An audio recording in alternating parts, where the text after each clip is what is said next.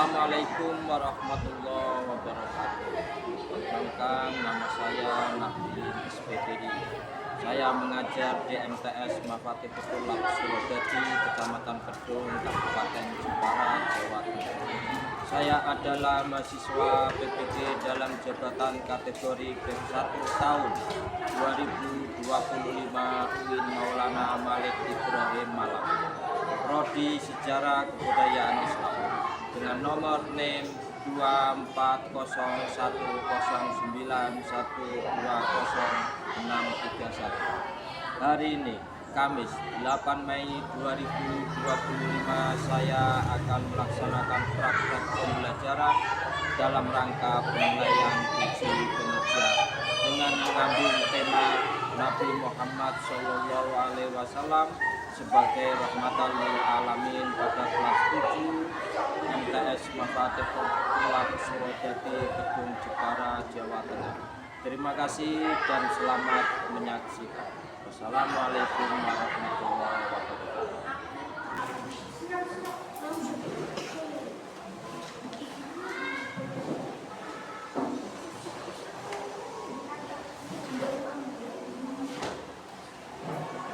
Assalamualaikum warahmatullahi wabarakatuh. Waalaikumsalam warahmatullahi wabarakatuh. Bagaimana kabarnya? Baik. Alhamdulillah. Siap belajar? Siap. Makan apa? Sari. Sebelum itu, mari kita semua berdoa dulu supaya dalam pembelajaran mencari ilmu mendapat berkah, mendapat ilmu yang bermanfaat. Silakan untuk ketua kelas untuk bisa memimpin doa. Ketua kelasnya siapa? Ya, silakan untuk memimpin doa.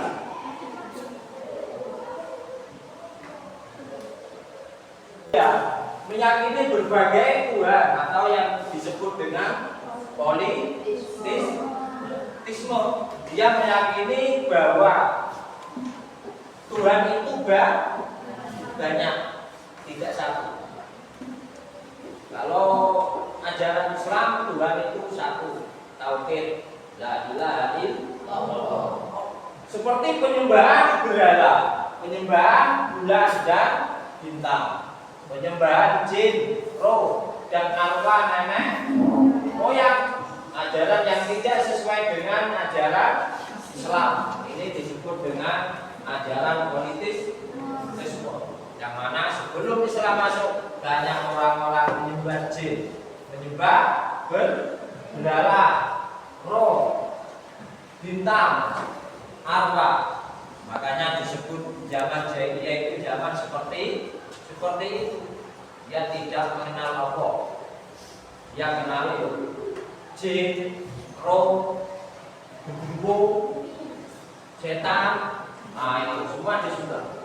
Nabi Muhammad SAW datang membawa ajaran tauhid, yaitu mengesahkan Allah, bahwa Tuhan itu cuma satu, yaitu Allah Subhanahu wa Ta'ala. Ini misi Nabi Muhammad, membawa ajaran tauhid.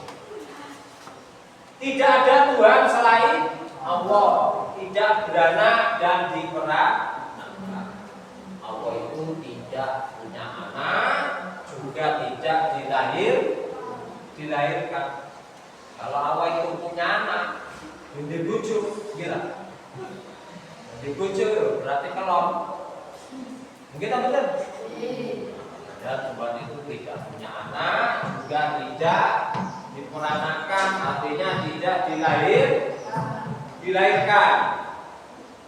Begitu juga dengan kebudayaan Arab pra-Islam.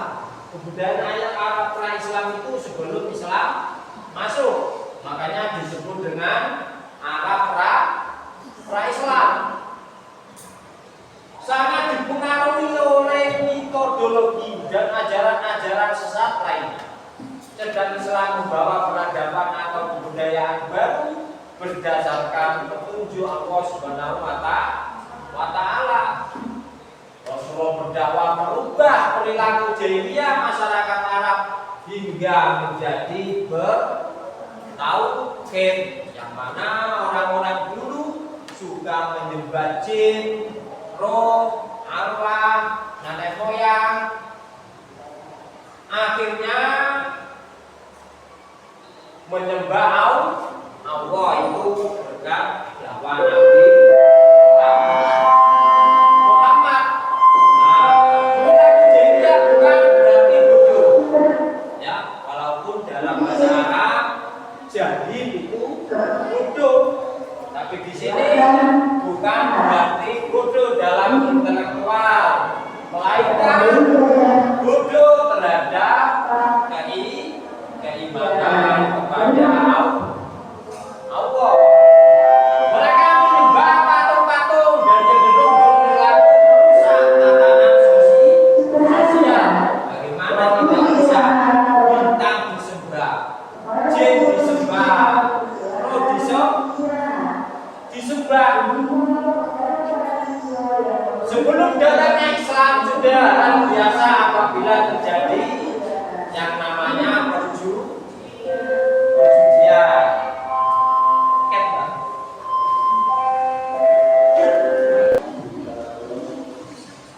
Sudah hal biasa apabila terjadi perjudian.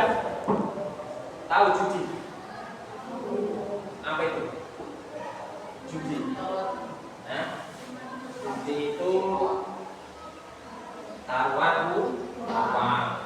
Kalau kalah tidak dapat uang, kalau menang dapat uang. Tapi biasanya judi itu tidak pernah dapat uang. Ya, bahkan langsung adon montok, adon kasur, adon lembir wajan gawe judi. Apalagi sekarang modern, judinya pakai online. Tahu-tahu kasur entek, itu entek, motor entek kabeh gawe judi. Minum-minuman keras, perampokan, perzinahan, dan perbuatan yang melanggar hukum lainnya. Hebat, ubun, Kadini kulo. kedudukannya kok. Ya. Ya, waktu mulai sedulu videonya ya mulai video. Belum datangnya Islam sudah biasa apabila terjadi perjudian. Zaman dulu itu biasa. Orang judi, orang mabuk-mabukan itu biasa. Zina biasa. Bahkan di tempat umum. Jadi melakukan perzinahan itu di tempat umum biasa. Dan perbuatan yang melanggar hukum lainnya. Sehingga Nabi Muhammad SAW mengajarkan perilaku yang terpuji. Jangan sampai hal-hal yang tercela terulang kembali. Makanya misinya Nabi Muhammad membuat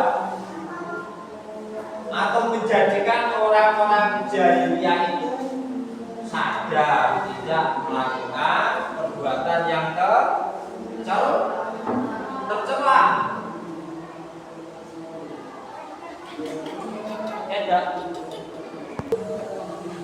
Membangun manusia yang berakhlak mulia.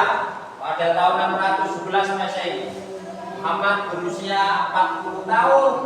Beliau menerima wahyu pertama di Gua Hira yang terletak di Jabal Nur.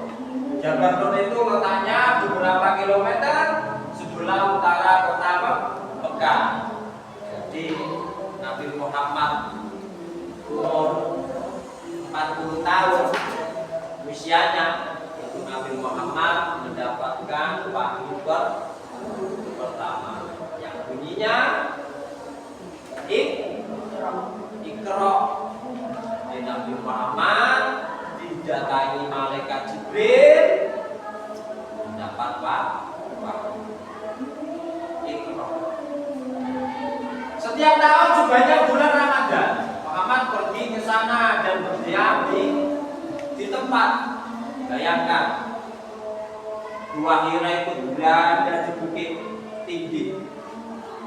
Setiap pagi itu Nabi Muhammad itu naik turun, naik turun, naik turun, naik turun. Ia tekun dalam merenung dan beribadah. Nabi Muhammad di dalam Gua Hira banyak termenung. Termenung itu apa? Termenung. Apa? Termenung. Termenung itu membayangkan keadaan orang-orang Arab ketika itu. Jadi Nabi Muhammad itu berpikir piye iki wong Arab kelakuan ngene kabeh itu piye? Tidak mengenal Allah. Termenung, bukan cuma termenung, bahkan beribadah, menjauhkan diri dari segala kesibukan hidup dan keributan manusia. Karena orang-orang Arab pra-Islam orangnya itu brutal, tidak punya akhlak, susah diatur. Yang merenungkan rusaknya perilaku sehari-hari masyarakat Arab saat itu. Demikian kuatnya ia merenung mencari hakikat kebenaran itu, sehingga lupa ia akan dirinya, lupa akan makan, lupa segala yang ada dalam hidup ini. Sebab segala yang dilihatnya dalam kehidupan manusia sekitarnya bukanlah suatu kebenaran. Ia merenung untuk mencari jawaban mengenai perilaku masyarakat dalam masalah-masalah hidup. Jadi Nabi Muhammad itu membayangkan orang-orang jahiliyah pada saat itu sangat parah perilaku. Bayangkan tidak parah, berbuat zina di tempat umum, berbuat zina di tempat umum, berjudi di tempat umum, mabuk-mabukan di tempat umum. Itu Nabi Muhammad merasa sedih melihat keadaan Arab seperti itu. Hebat. Baik anak-anak sekalian, sebelum pertanyaan yang mungkin mau ditanyakan, terlebih dahulu mari kita menonton sejarah mengenai Nabi Muhammad SAW sebagai rahmatan lil alamin.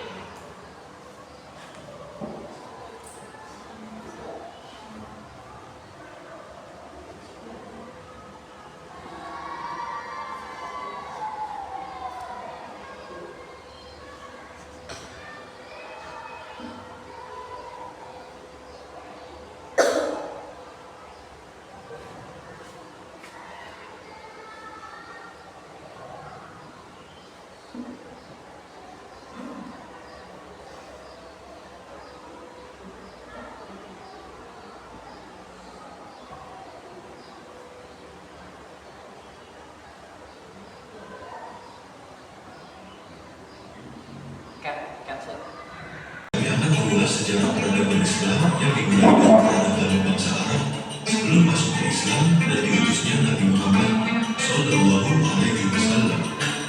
Sejarah ini kami nukil dari materi ajar kelas 7 tingkat MTS yang diterbitkan oleh Kementerian Agama.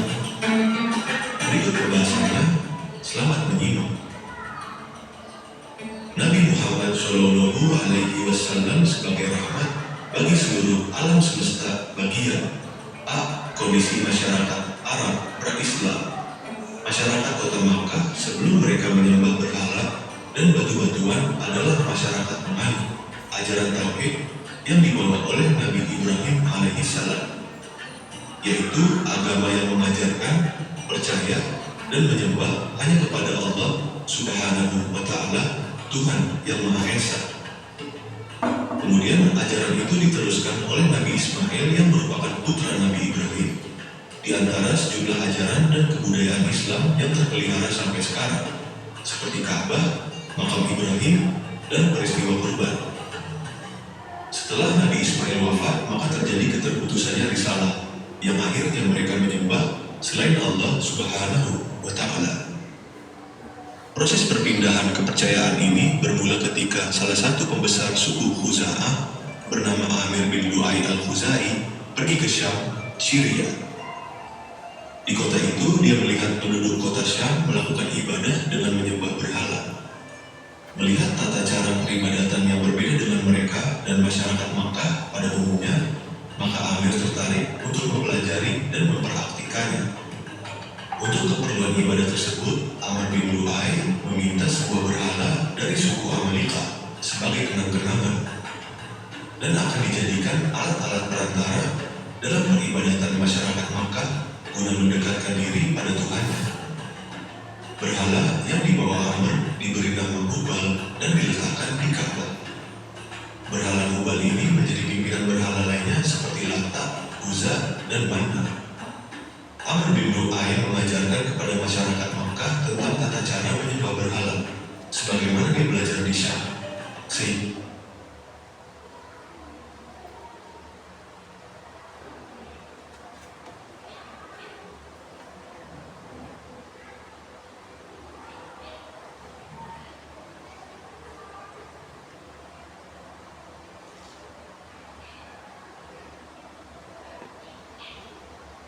Materi mengenai Nabi Muhammad SAW sebagai rahmatan lil alamin, sebagai Nabi kasih sayang seluruh umat, seluruh makhluk.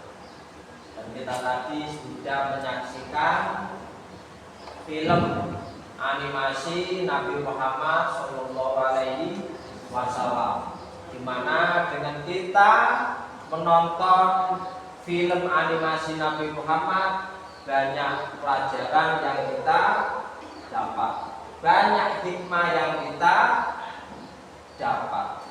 Barangkali ada yang mau bertanya? Silakan. Apa tujuan utama diutusnya Nabi Muhammad?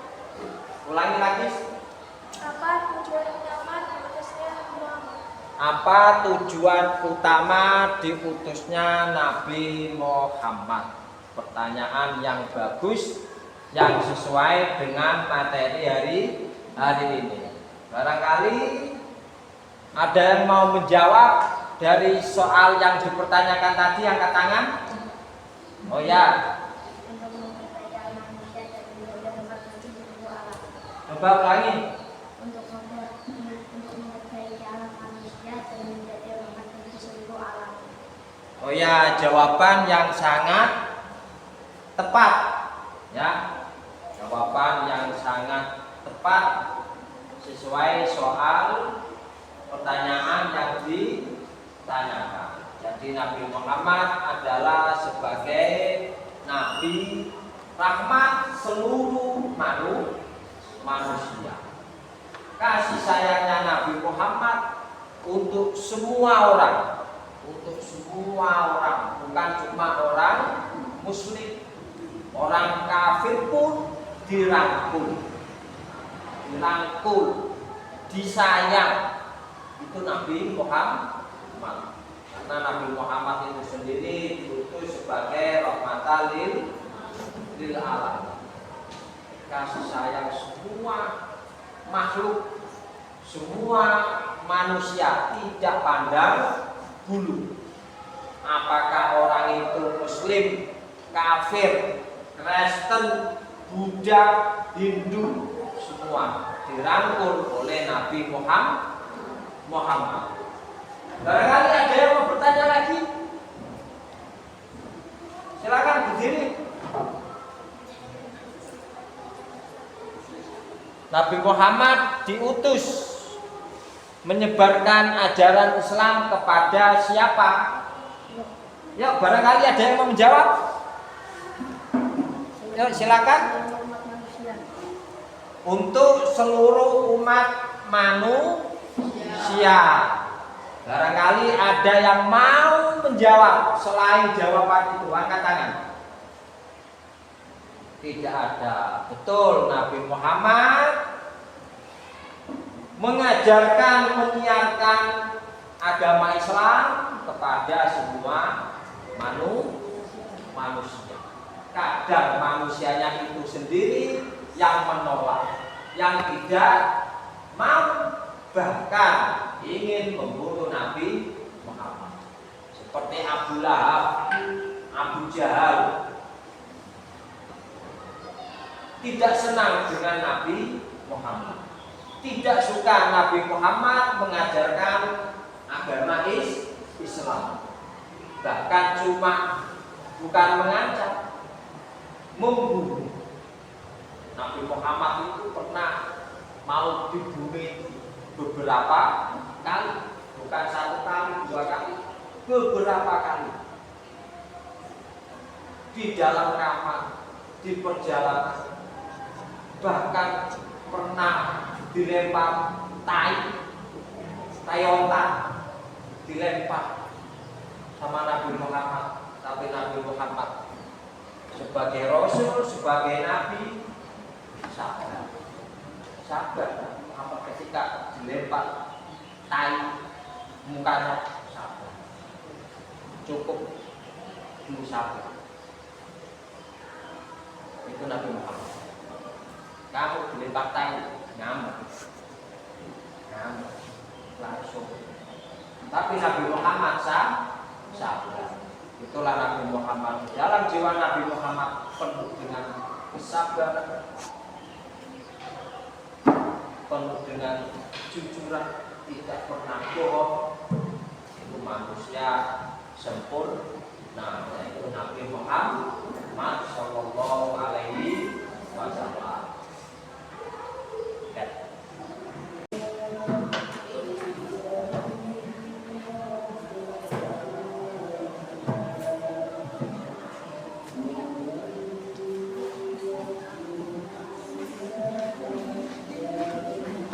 Sekarang bisa membentuk lingkaran, ya, bisa membentuk lingkaran. Bisa bentuk lingkaran atau ada berhadapan.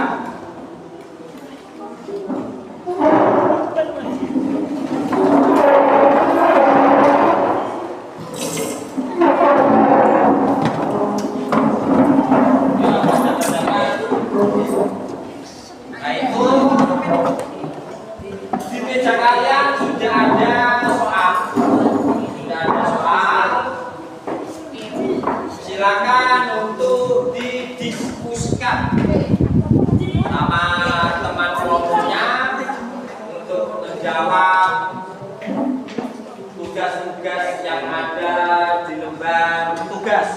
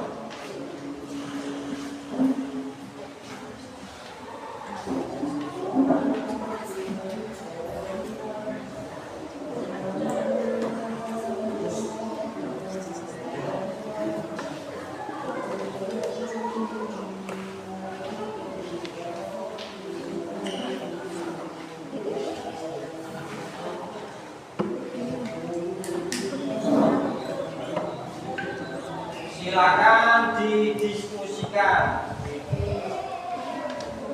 soal-soal itu, diisi di dalam kolom mengenai visi dan strategi dakwah Nabi Muhammad.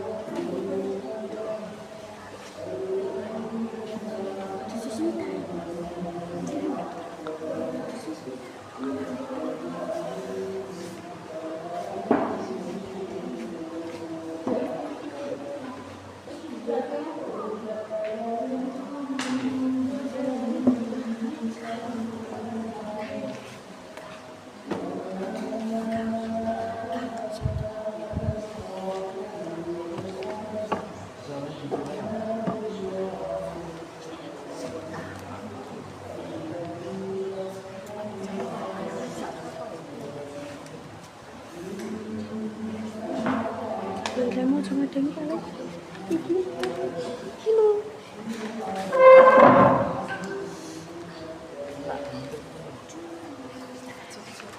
Saya mau lewat kono ada ngono tak.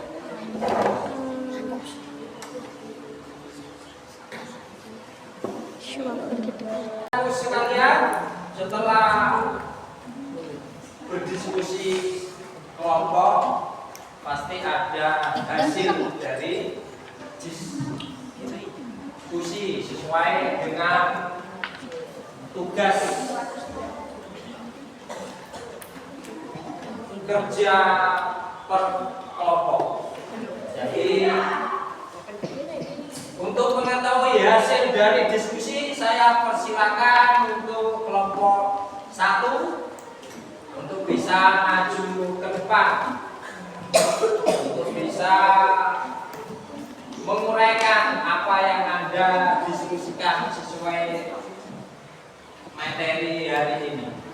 Silakan kelompok 1 maju.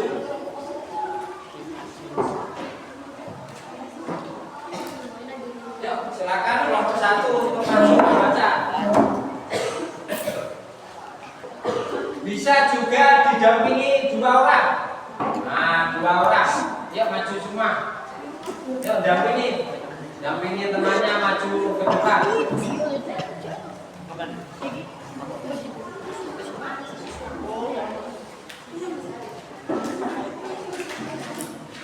Baik, ini dari kelompok 1 ya.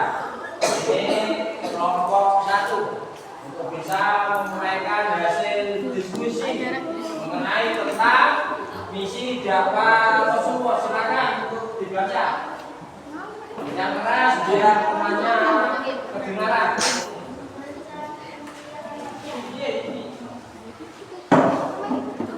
Yang keras.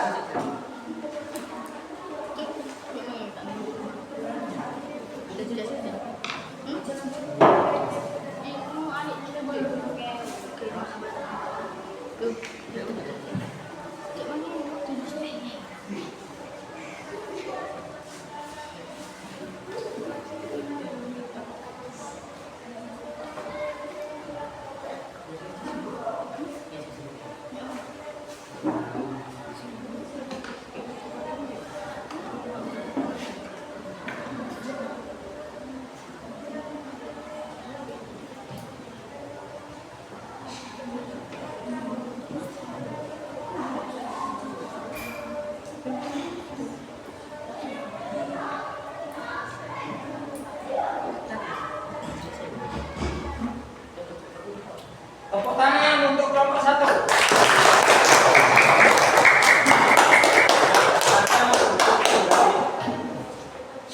Sekarang kelompok 2. Sekarang kelompok 2 untuk maju ke depan untuk menguraikan misi dakwah Rasulullah.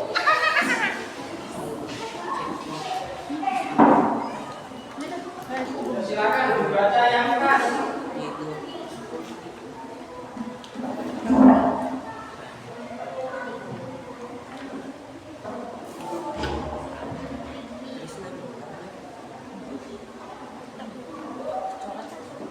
Tepuk tangan untuk kelompok 2. Selanjutnya untuk kelompok 3. Ayo maju ke depan. Yang baca yang keras. Ya, baca hasil diskusi yang keras.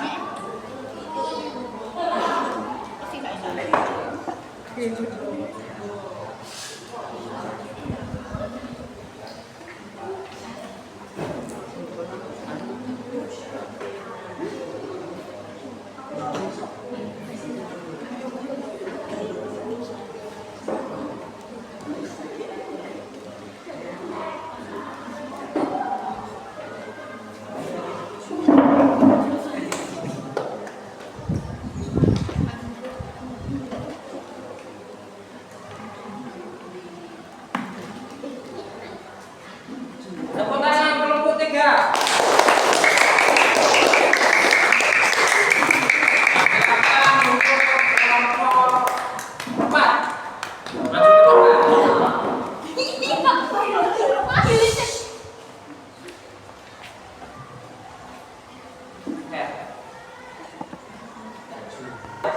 Baca yang keras.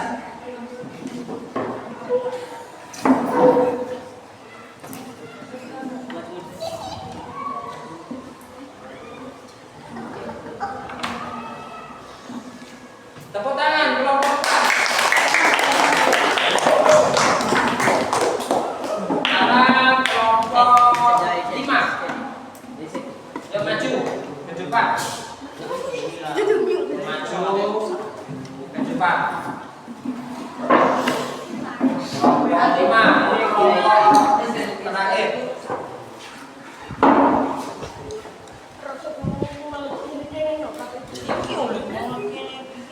Silakan baca yang keras. Kelompok 5.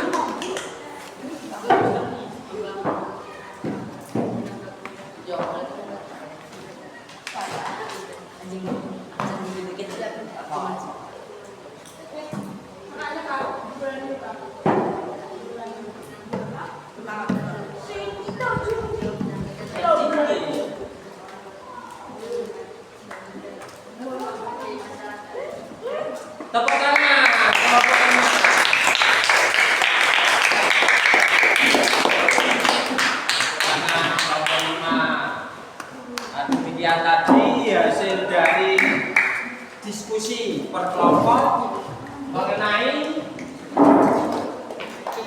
misi dakwah Rasulullah, ya, mengenai misi dan strategi dakwah Rasulullah.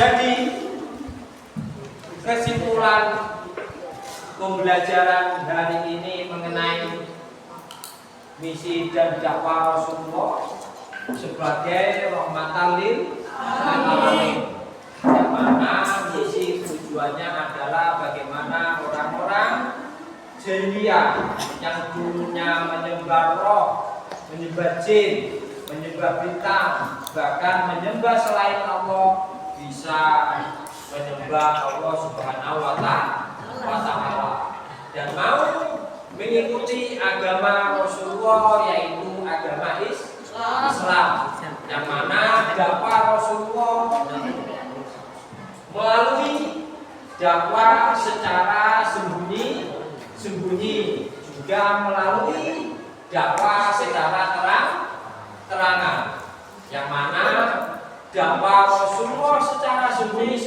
ini dilakukan upaya sebagai jalan efektif supaya tidak diketahui oleh orang-orang kafir. Jadi itu sifatnya dakwah Rasulullah secara sembunyi. Yang kedua, setelah Nabi Muhammad mendapatkan perintah Allah disuruh dakwah secara terang-terangan, maka Nabi Muhammad ketika itu dakwah secara terang-terangan. Yang meliputi pertama yaitu keluarga. Jadi keluarga Nabi Muhammad diajak untuk mengikuti Nabi Muhammad, untuk masuk agama Islam, untuk menyembah Allah. Setelah keluarga, kemudian yaitu kerabat, saudaranya. Setelah saudaranya, baru tetangga, orang lain, bahkan sampai orang-orang kafir. Semua diajak Rasulullah untuk menyembah Allah. Jadi anak-anakku, kesimpulan materi hari ini yaitu mengenai dakwah Rasulullah. Jadi intinya ketika kita berdakwah, mengajak orang lain, yaitu dengan cara lemah lembut, dengan cara sopan santun, dan berperilaku akhlak yang mulia. Sangat mustahil ketika kita mengajak orang dengan cara yang kasar, dengan suara yang keras, dengan caci-cacian. Orang itu mustahil akan ikut. Makanya Rasulullah di dalam dakwah itu dengan cara yang lemah lembut, dengan cara yang halus. Inti dari dakwah Rasulullah adalah tujuannya adalah supaya orang itu mau menyembah Allah Subhanahu wa Ta'ala. Sebelum saya tutup, mari kita tutup pembelajaran hari ini dengan bacaan suratul Fatihah. Mudah-mudahan apa yang kita pelajari hari ini betul-betul membawa berkah, betul-betul mendapat ilmu yang bermanfaat. Al-Fatihah.